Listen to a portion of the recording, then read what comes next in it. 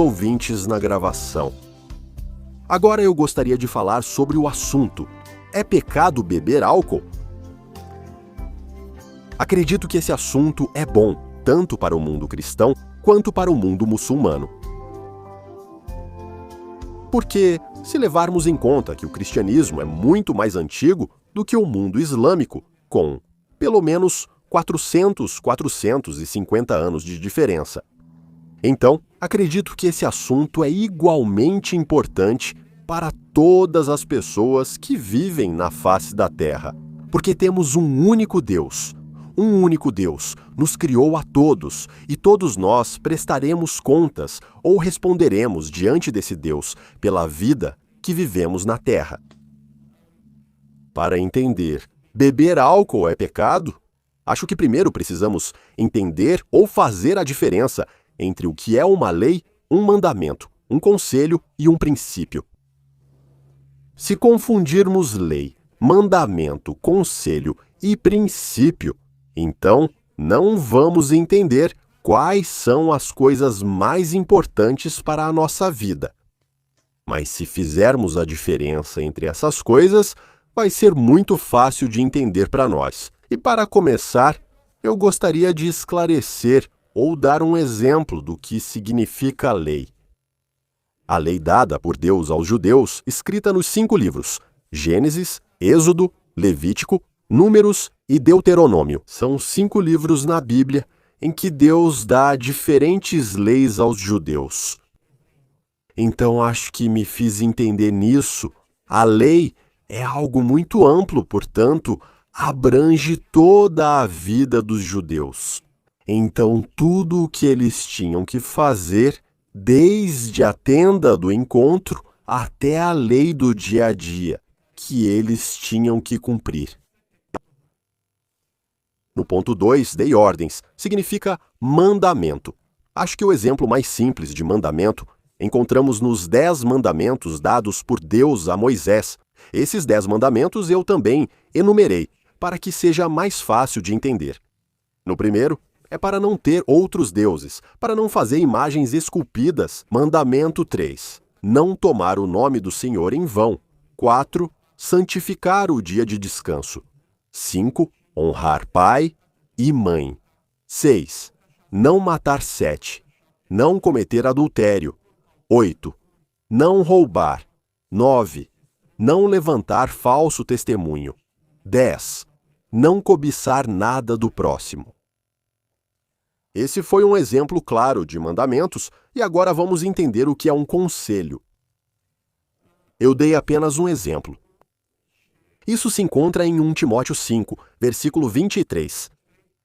Não beba apenas água, mas tome também um pouco de vinho por causa do seu estômago e das suas frequentes enfermidades.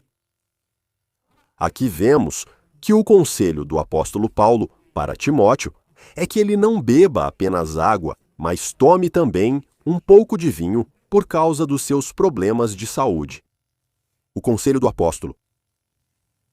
Eu fiz uma definição do princípio para entendermos o que é princípio.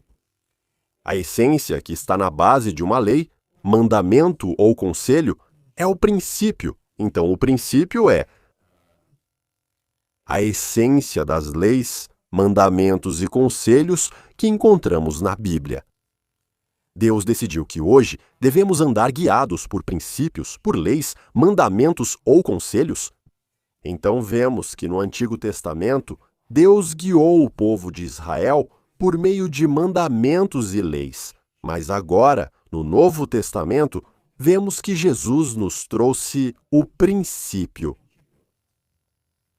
Se andarmos guiados por princípios, cumprimos a lei, o mandamento e o conselho. Então, uma coisa extraordinária é que se andarmos guiados por princípios, então isso se cumpre em nós. Todas as leis que o Senhor deu, todos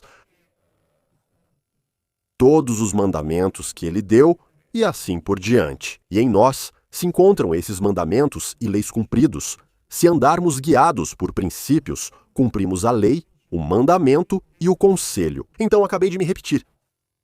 A palavra princípio vem do latim Principium significa causa primária, origem ou base, então vemos que a palavra princípio vem do latim principium. Os princípios incontáveis na Bíblia têm validade eterna, enquanto a lei, o mandamento ou o conselho são limitados no tempo e no espaço geográfico. O que isso quer dizer? O princípio não muda nem aqui na Terra, nem na eternidade. Portanto, o princípio tem validade eterna, é imutável. Quando a lei, o mandamento e o conselho são limitados no tempo, eles são limitados tanto geograficamente quanto no tempo.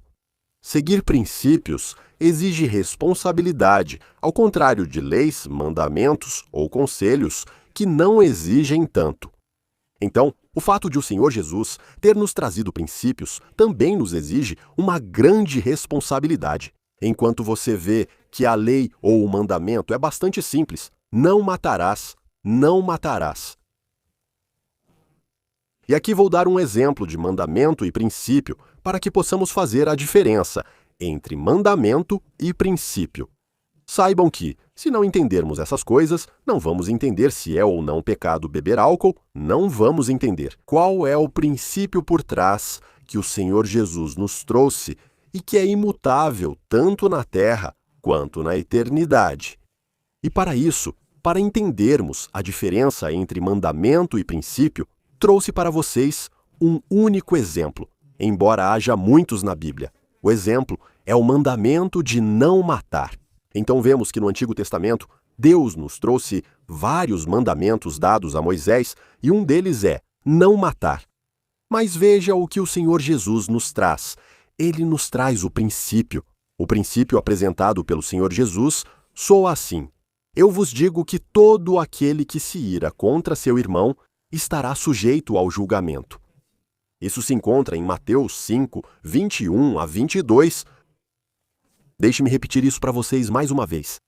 Então, o mandamento diz, mais ou menos assim: não matarás, mas o princípio que é eternamente válido, imutável, o princípio apresentado pelo Senhor Jesus soa assim: mas eu vos digo que todo aquele que se ira contra seu irmão estará sujeito ao julgamento.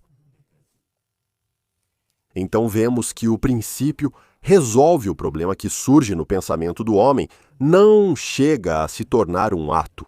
Assim, o princípio cumpre o mandamento.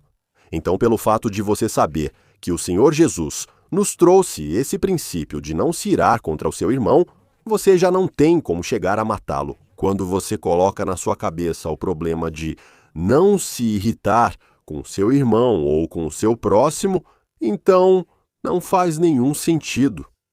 Ou o mandamento de não matar se cumpre em você, porque não tem como matar alguém sem antes se irritar com ele. Portanto, o princípio resolve o problema em nosso pensamento e não se chega mais à ação, ao mandamento. Então, você não precisa mais se preocupar com o mandamento, porque o princípio resolve o problema em nosso pensamento. Dito isso, depois de termos entendido o que significa lei, mandamento, conselho e princípio. Agora quero trazer para vocês o princípio que o Senhor Jesus se refere sobre comida e bebida. Vamos ver qual é a essência. Está por trás tanto dos alimentos quanto das bebidas. E o princípio apresentado pelo Senhor Jesus encontramos em Mateus, capítulo 15, do versículo 10 ao 11 e do versículo 17 ao 19.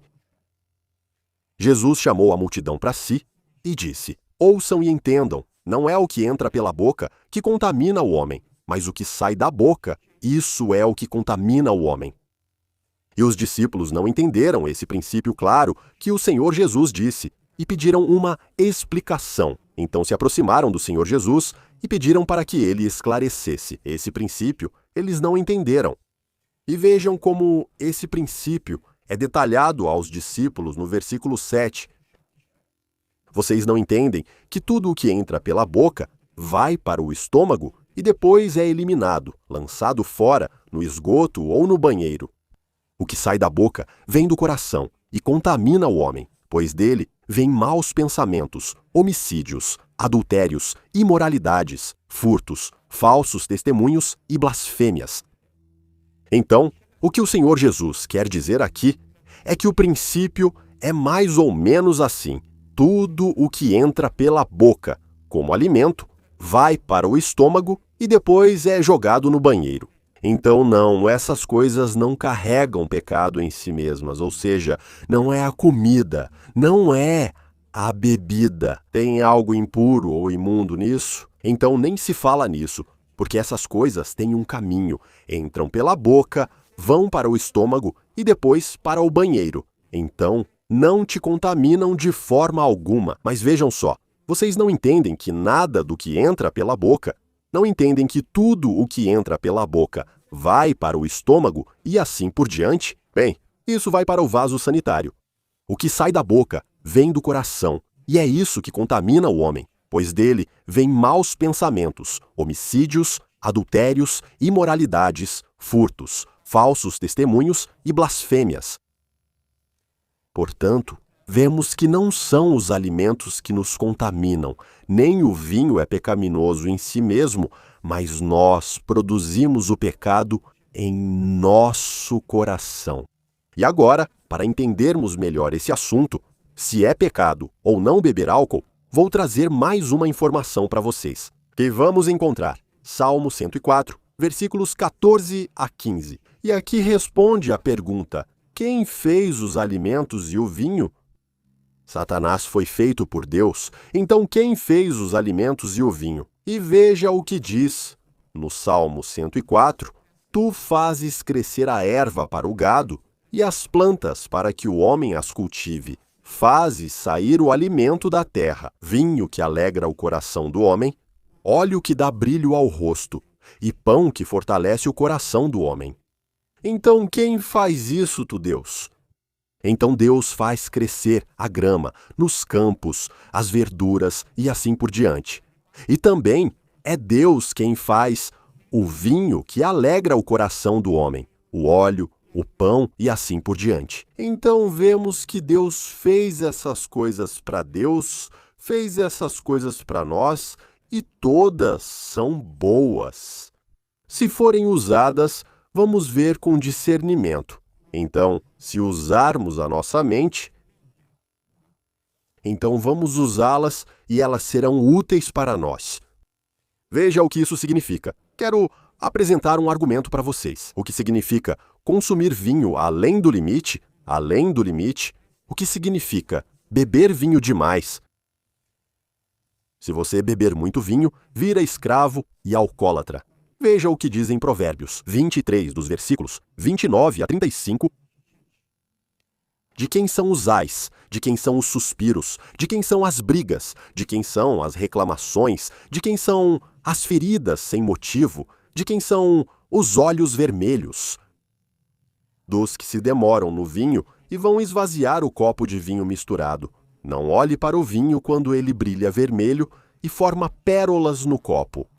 Desliza suave, mas depois morde e pica como um basilisco. Seus olhos cobiçarão mulheres alheias e seu coração dirá tolices. Você será como um homem deitado no meio do mar.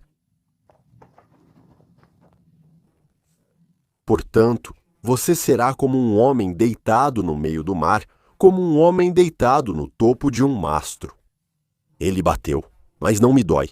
Me espancou, mas não sinto nada. Quando eu acordar, quero mais vinho.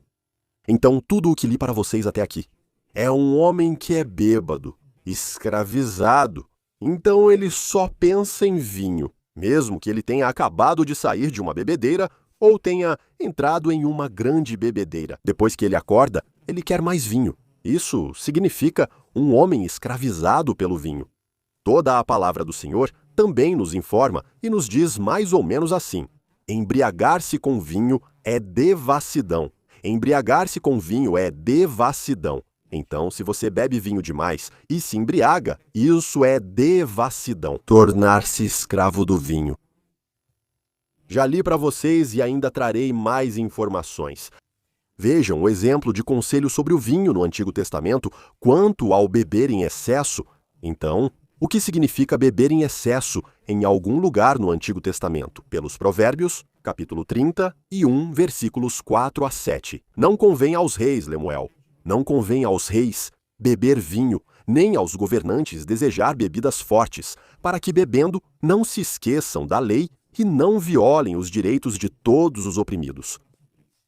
Deem bebidas alcoólicas àquele que perece, e vinho àquele que tem a vida amarga, para que beba, esqueça a sua pobreza e não se lembre mais do seu sofrimento. Então vemos que aqui também se trata de ultrapassar o limite. Portanto, se os reis começarem a ser bêbados e os governantes desejarem bebidas fortes, então eles vão violar a lei. Eles perderão a clareza mental e violarão a lei e os direitos dos oprimidos. E o conselho que ela dá a Lemuel é para não beber vinho, para beber com moderação, para não beber vinho sem medida. E quero trazer mais um exemplo de conselho do Novo Testamento em Tito 1, versículo 7. Pois o bispo, como administrador de Deus, deve ser irrepreensível, não teimoso, nem irascível, nem dado ao vinho. Então, a expressão dado ao vinho não significa que ele não pode participar da ceia do Senhor. Não significa que ele não pode beber aquela pequena quantidade de vinho, porque isso não constitui pecado. Mas o conselho dado ao bispo é que ele não seja dado ao vinho, que não seja escravizado pelo vinho, que não seja dominado, que não beba vinho em excesso. E veja, ainda em Tito 2, versículo 3, diz que as mulheres idosas devem ter um comportamento respeitável, não serem caluniadoras nem dadas ao vinho. Portanto, o conselho que Paulo dá a Timóteo é que as mulheres idosas não sejam caluniadoras nem dadas ao vinho, da mesma forma que não bebam muito vinho. Em 1 Timóteo 3, versículo 3, o bispo não deve ser bêbado. Então, aqui está mais claro. Se até agora usaram o termo dado ao vinho, aqui diz muito claramente que não seja bêbado, que não seja escravizado, que não deseje beber vinho em excesso, ou seja, que não seja bêbado. Que seja, quero ler para vocês também, em Efésios 5, versículo 18, não se embriaguem com vinho. Isso é devassidão agora, se vocês quiserem ver. O conselho que o apóstolo Paulo dá. Quanto ao vinho, é para não exceder a medida, a ponto de andarmos embriagados de vinho. Já é além da medida. Já, se você chegou a se embriagar com vinho, isso é devassidão. Isso é devassidão. E ainda dou mais. Recitarei novamente o que já disse antes. Quero também falar algumas palavras sobre conselho. Saibam que o conselho não é obrigatório. Então, não é como uma lei, porque aí fazemos uma grande confusão. Então, o conselho não é lei, não? Quem tem problema de estômago deve tomar um pouco de vinho. Então, é um conselho que o apóstolo Paulo dá a Timóteo. Deixe-me ler de novo para você. 1 Timóteo 5, 23. Não beba apenas água, mas tome também um pouco de vinho, por causa do seu estômago e das suas frequentes enfermidades. Então, o conselho não é obrigatório, o conselho é apenas um conselho. Você pode colocá-lo em prática ou pode não colocá-lo em prática. Então, não é obrigatório, como é a lei ou o mandamento, portanto, o conselho não é obrigatório. Vou ler 1 Coríntios 6, 10 a 12 para vocês e encerrar. Olhem o que diz aqui, para vermos o quão grave é nos tornarmos bêbados ou escravizados pelo vinho. Para vocês verem o quão grave é, vocês não sabem que os injustos não herdarão o reino de Deus? Não se enganem quanto a isso, nem os adúlteros, nem os idólatras, nem os adúlteros reincidentes, nem os efeminados, nem os sodomitas, nem os ladrões, nem os avarentos, nem os bêbados, nem os caluniadores, nem os roubadores herdarão o reino de Deus. Então, vejam que é muito grave se alguém se torna um bêbado, escravizado pelo álcool. Diz que não herdará o reino de Deus, e ainda diz sobre ele que é injusto. Vocês não sabem que os injustos não herdarão o reino de Deus? Então, se você acabar se tornando um bêbado, dominado pelo álcool, você age injustamente e não herdará o reino de Deus. Veja o versículo 12. Todas as coisas me são permitidas, mas nem todas são úteis. Todas as coisas me são permitidas, mas nada deve dominar sobre mim. Então, mesmo que todas as coisas nos sejam permitidas, nada pode nos dominar, porque se algo nos domina, somos escravizados e vemos que os bêbados não herdarão o reino de Deus. A situação é grave. Então, tudo o que comemos, tudo o que usamos nesta terra, tanto comida quanto álcool, vinho ou qualquer outra coisa, não pode tomar conta de nós, e nós não podemos nos embriagar, porque isso é devassidão. Então, o álcool em si, o vinho, não é pecado, assim como o álcool pode ser usado também para fins medicinais. Pode ser usado também, como Paulo aconselhou Timóteo a tomar um pouco de vinho por causa do seu estômago doente. Então não é pecado, mas é pecado. É extremamente grave se embriagar, porque isso é devassidão. E é muito grave se tornar um bêbado. Você não entrará no reino de Deus se for escravizado. Então, agora, o que eu quero dizer para vocês? Para concluir, a tensão que o álcool cria, dependência. Então nós precisamos dominar. Se nos tornarmos dependentes do álcool, seremos escravizados pelo álcool e não herdaremos o reino dos céus. Então, em outras palavras, nenhum alimento é pecaminoso em si mesmo, não transmite pecado, mas comer ou beber, beber e se tornar escravo daquela comida ou daquela bebida é extremamente grave, porque os escravos não herdarão o reino de Deus. Obrigado por me ouvirem e que Deus os abençoe em tudo o que fizerem na vontade dele. Amém.